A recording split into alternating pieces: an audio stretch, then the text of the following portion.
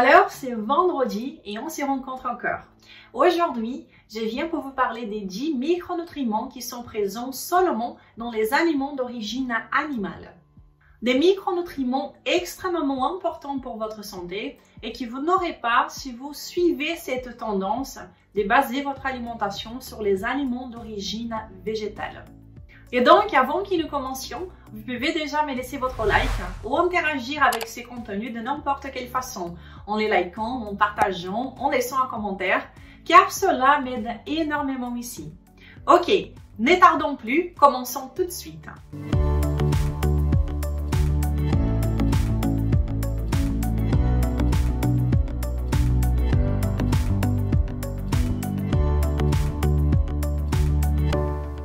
Bonjour à vous, comment ça va? Je suis Renata Barcelos, fondatrice de maigredefinitivement.fr, membre de la Nutrition Network et également la responsable de la méthode et du code Maigre Définitivement en France. Et je viens ici depuis 4 ans, tous les vendredis, sans faute, eh bien, pour partager ce que peu de personnes partagent et qui sont pourtant des choses essentielles lorsque nous souhaitons perdre du poids de façon intelligente. Ou bien, de commencer à se nourrir de façon cohérente avec notre physiologie pour garder notre poids stable et bien pour avoir aussi une santé en fer. Tout ce que je partage ici possède des solides bases scientifiques et que je les ai toutes essayées moi-même. Et si vous pensez encore que la science n'est pas fiable, car il y a beaucoup de tout et son contraire dans la science, dans ces domaines si importants, eh bien vous avez tout à fait raison. Et c'est exactement pour cela que je vous ai fait 2 vidéos pour vous expliquer déjà la différence entre les études scientifiques et quelles sont celles qui peuvent établir une causalité et qui sont donc les plus importantes, et aussi une vidéo pour vous montrer pourquoi nous trouvons tout et son contraire quand nous parlons de science. Je vous invite vivement à regarder ces 2 vidéos juste après celle-ci. M'appuyer sur la science, sur la bonne science, depuis ces 9 dernières années, eh bien, cela a révolutionné ma vie. Et j'en fais de ma mission depuis 4 ans de partager ces informations ici sur cette chaîne toutes les semaines. Eh bien, pour que nous puissions effectivement nous construire un style de vie sain, de sorte à atteindre nos objectifs de perte de poids, de garder notre poids stable, de rester en bonne santé tout simplement, eh bien, il faut quand même être conscient qu'il va falloir prendre du temps, eh bien, pour comprendre certaines choses. C'est impossible de changer pour de bon sans comprendre ce que l'on fait. C'est pour ça que j'appuie assez souvent sur le fait que prenons le temps d'apprendre. Prenons le temps de simplement avoir le plus d'informations possible pour que nous puissions ainsi prendre les meilleures décisions selon nos objectifs, notre état de santé et des choses aussi qui collent avec nous. Pour perdre du poids de façon définitive, eh bien, il n'y a pas de raccourcis possibles. Soit vous prenez le temps de bien comprendre les choses et aussi établir les stratégies qui vous conviennent à vous, soit vous allez continuer à sauter de régime en régime sans trop comprendre ce que vous faites, ce qui fonctionne, ce qui ne fonctionne pas et ce qui peut potentiellement être négatif pour votre santé et votre bien-être. Ok, je vais commencer en disant que je suis bien consciente que l'agenda du véganisme de nos jours, eh bien, ils essayent de nous faire croire que manger de la viande ou des produits animaux, c'est dangereux pour notre santé ainsi que pour la planète. Je pense vraiment que nous sommes maîtres de notre propre vie et que nous pouvons et que nous devons prendre les décisions, les meilleures décisions pour nous, selon nos valeurs, la façon dans laquelle on voit la réalité et comment cela colle avec nous. Et tout cela en faisant une bonne distinction entre idéologie et science, entre idéologie et physiologie. Une alimentation sans aliments d'origine animale n'est pas compatible avec notre physiologie. Cependant, dans le monde moderne que nous vivons aujourd'hui, cette alimentation est possible avec une prise de suppléments. Puisque oui, beaucoup de micronutriments essentiels pour le corps humain ne sont tout simplement pas présents dans les végétaux. Et quand ils sont présents dans les végétaux, ils sont moins biodisponibles. Et c'est-à-dire que le corps, il ne peut pas les absorber comme il le faut. Et ceci est un fait biologique, physiologique. Ce n'est pas une question d'être d'accord ou pas. C'est un fait.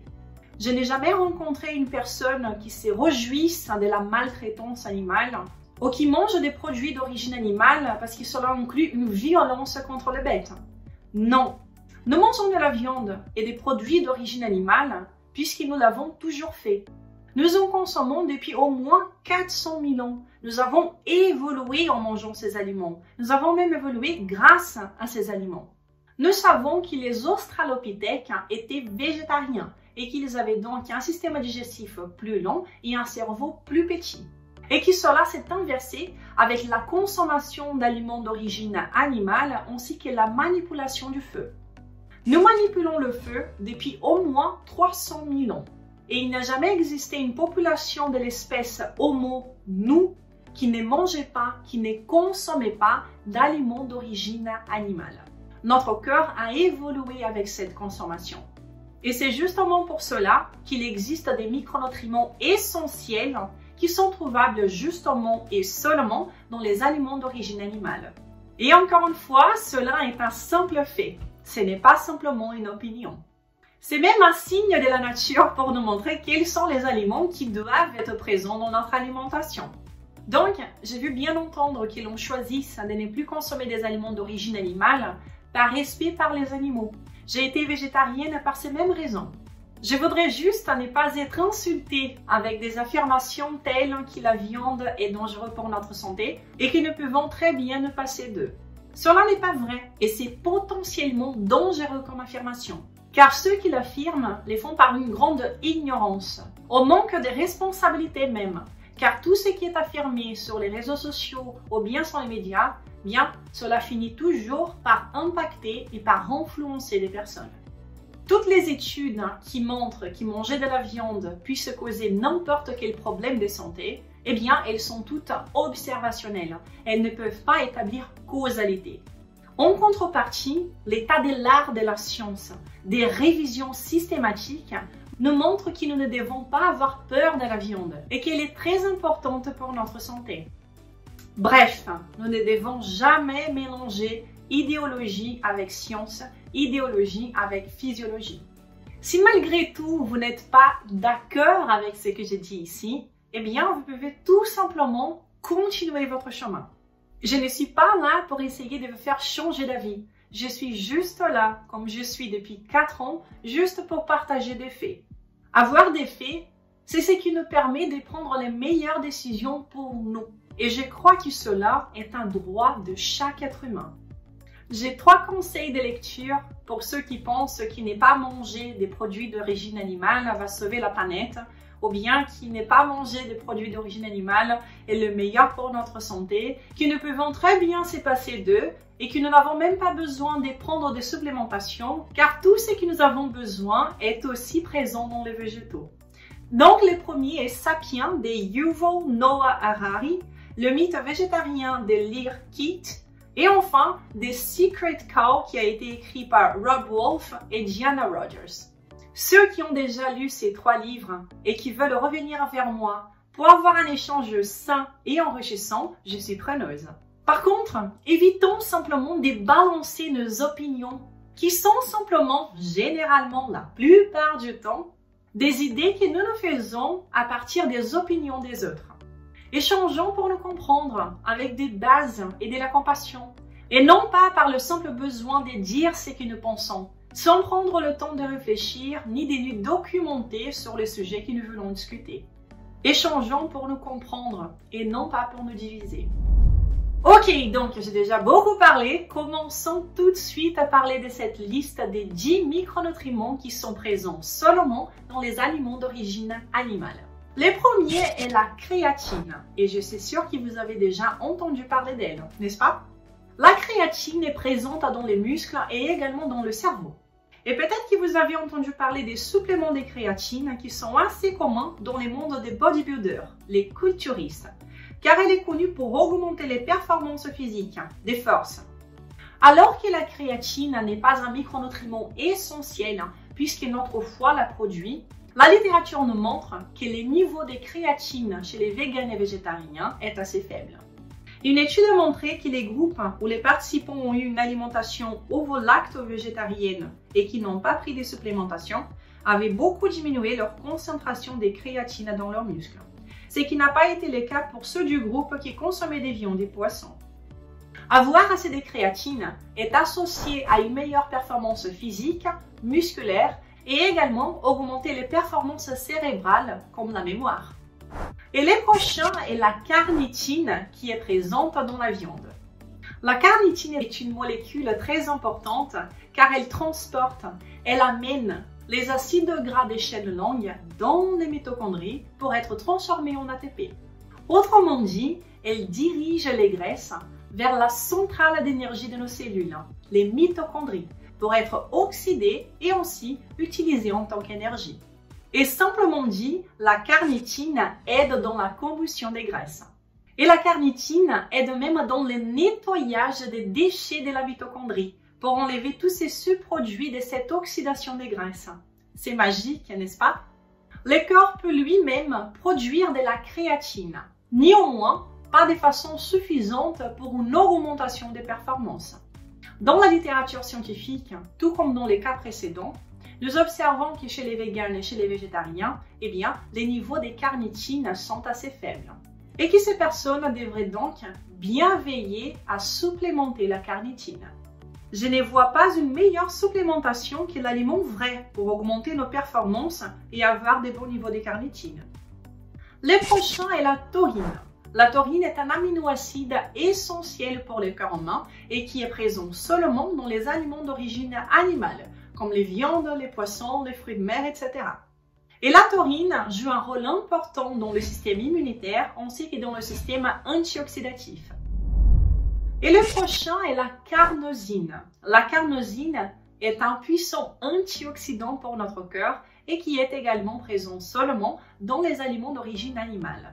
La carnosine est présente dans les muscles et dans le cerveau. Et une bonne ingestion de carnosine est associée à une bonne performance physique, aussi que dans la diminution de la fatigue musculaire. La carnosine peut être produite par le corps lui-même avec deux autres aminoacides. Cependant, la littérature nous montre que ceux qui ne consomment pas de viandes variées en ont peu et qui doivent donc bien veiller à supplémenter la carnosine.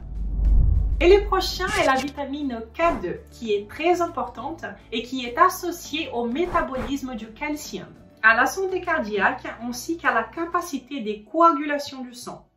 Et la vitamine K2 est présente seulement dans les aliments d'origine animale. Il y a également la vitamine K1 qui est présente dans les aliments d'origine végétale. Cependant, c'est la vitamine K2 qui est associée aux fonctions importantes et essentielles pour notre corps. Alors, est-ce que vous êtes en train d'apprécier cette vidéo? Si oui, n'hésitez pas à interagir avec ces contenus car cela m'aide énormément avec mon travail ici. Cela me fait pouvoir passer le message à plus de personnes. Je crois fortement que vivre bien, perdre du poids de façon intelligente, se sentir bien dans sa tête, dans son cœur, en ayant une alimentation qui soit cohérente physiologiquement, cela est un droit pour chaque être humain. Likez la vidéo, laissez-moi votre commentaire et abonnez-vous si vous ne l'êtes pas encore. Et si vous activez les notifications en cliquant sur la petite cloche, vous serez même notifié à chaque fois qu'une nouvelle vidéo est disponible ici. Ainsi, vous ne manquerez pas notre prochain rendez-vous. Si vous n'avez pas encore téléchargé le guide du débutant pour maigrir définitivement, faites-le tout de suite, c'est gratuit. Je vais laisser le lien juste ici en bas. Et avant de continuer la vidéo, dites-moi, souhaitez-vous voir un sujet spécifique ici dans cette chaîne? Laissez-moi savoir ce qui vous intéresse. Ainsi, je vous promets que je ferai de mon mieux pour vous préparer une belle vidéo toujours bien appuyée sur des études scientifiques. Je vous remercie déjà. Vous pouvez également me suivre sur Instagram. Et voilà que le temps est venu pour parler d'elle. Voilà, c'est la vitamine B12. La vitamine B12 est tout simplement essentielle pour la vie humaine, essentielle pour notre santé. Et elle est associée à la santé mentale, nerveuse et dans le développement des globules rouges. Et cette vitamine est présente seulement dans les aliments d'origine animale. Et en comprenant son importance, c'est encore une fois un signe de la nature pour nous montrer quels sont les aliments qui devraient être présents dans notre alimentation. Beaucoup de personnes affirment que comme il y a de la vitamine B12 dans la spiruline, ainsi que dans certaines algues, qui cela serait suffisant pour avoir un apport suffisant de cette vitamine. Néanmoins, la littérature scientifique nous montre que la B12 des algues n'est pas suffisante et que celle présente dans les spirulines n'est pas une vraie vitamine B12, c'est une pseudo-vitamine non biodisponible. Et cela veut dire qu'elle n'est pas absorbée et qu'elle n'a même pas les mêmes fonctions dans le corps.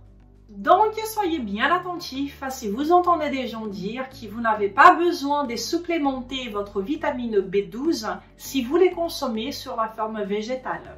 Ok? Et ce n'est donc pas négligeable. Si vous avez choisi de ne pas consommer des aliments d'origine animale, vous devez obligatoirement supplémenter la vitamine B12. Et pourquoi? Eh bien, parce que les stocks de vitamine B12 mettent des fois des années à s'épuiser dans votre corps. Donc, certaines personnes, quand elles commenceront à avoir des signes de carence en B12, elles feront jamais le lien avec leur alimentation, puisqu'elles se sont senties bien depuis le début et que ça fait déjà des années qu'elles suivent cette alimentation. Ayez bien cela à l'esprit. Les stocks de vitamine B12 peuvent mettre des années à s'épuiser, ok? Lorsque vous êtes carencé en vitamine B12, vous observez une diminution de la capacité cognitive, de la fatigue, perte de mémoire, l'anémie et d'autres choses aussi. J'ai une vidéo entière sur cette chaîne dédiée à cette vitamine qui est essentielle pour nous. Je vous invite à la regarder juste après celle-ci. La prochaine vitamine est la vitamine D3, les cholécalciférols, qui est également présente seulement dans les aliments d'origine animale. La principale source de cette vitamine est le soleil. Vous métabolisez cette vitamine quand les rayons de soleil interagissent avec le cholestérol que vous avez en vous et ainsi que d'autres hormones. Il y a également la vitamine D2 et celle-ci est présente dans les aliments d'origine végétale. Mais ce n'est pas du cholécalciférol qui nous est essentiel. Cette vitamine est si importante qu'elle est même appelée l'hormone D. Cette vitamine est essentielle pour votre système immunitaire, votre système hormonal et votre performance comme être humain en général. Et j'ai également sur cette chaîne une vidéo entière dédiée à la vitamine D. Et je vous invite à la regarder bien entendu si vous voulez en apprendre davantage. Et le prochain est l'oméga 3, le DHA. Et comme vous devez le savoir, l'oméga 3 est essentiel pour notre cerveau. Et oui, le DHA est le plus important pour notre cerveau. Et il se trouve où? Et oui, seulement dans les aliments d'origine animale. Et l'oméga 3 qui est présent dans les végétaux, comme par exemple dans les graines de chia et aussi dans les graines de lin, eh bien, comme à chaque fois que nous parlons des micronutriments présents dans les végétaux, c'est sur une forme moins performante.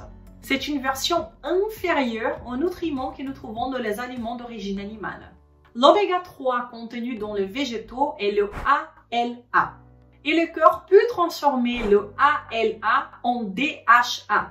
Sauf que, malheureusement, seulement environ 3,8% de ces ALA est bien transformé en DHA.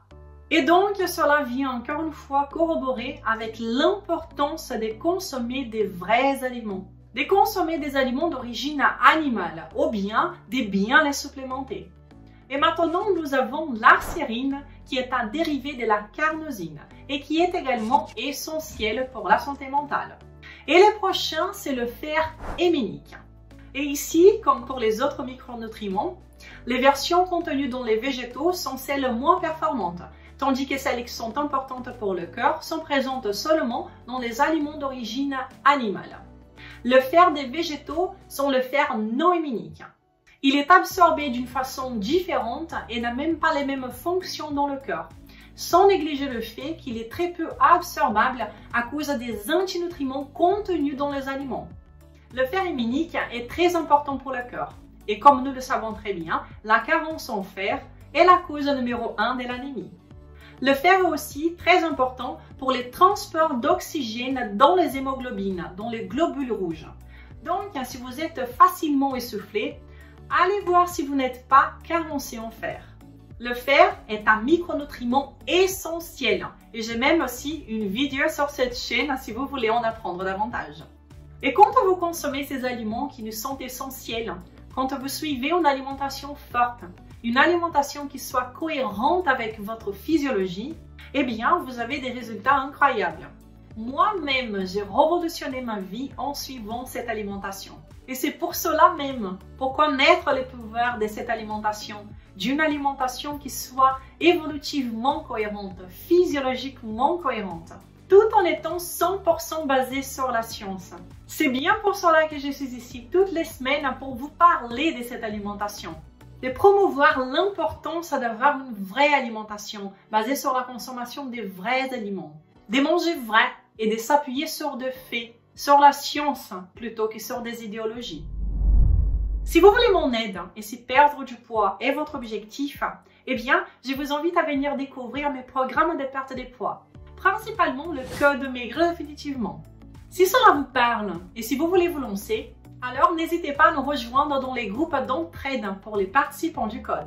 Un endroit où vous trouverez de la motivation, des idées de repas, des recettes ainsi que des vidéos live avec moi tous les mois. Et donc, c'était ça que j'avais à partager ici avec vous aujourd'hui. Si cette vidéo vous a été utile, n'hésitez pas à la partager. À chaque fois que vous likez ou que vous commentez mes vidéos, eh bien vous montrez à YouTube que mon contenu est important. Et cela m'aidera davantage à passer de l'avant ces informations. Et je crois sincèrement que le savoir est notre plus grand pouvoir. C'est notre droit. Je vous remercie déjà pour votre soutien. Je vous souhaite une très bonne journée, un excellent week-end et je vous donne rendez-vous la semaine prochaine. Je vous embrasse. Au revoir.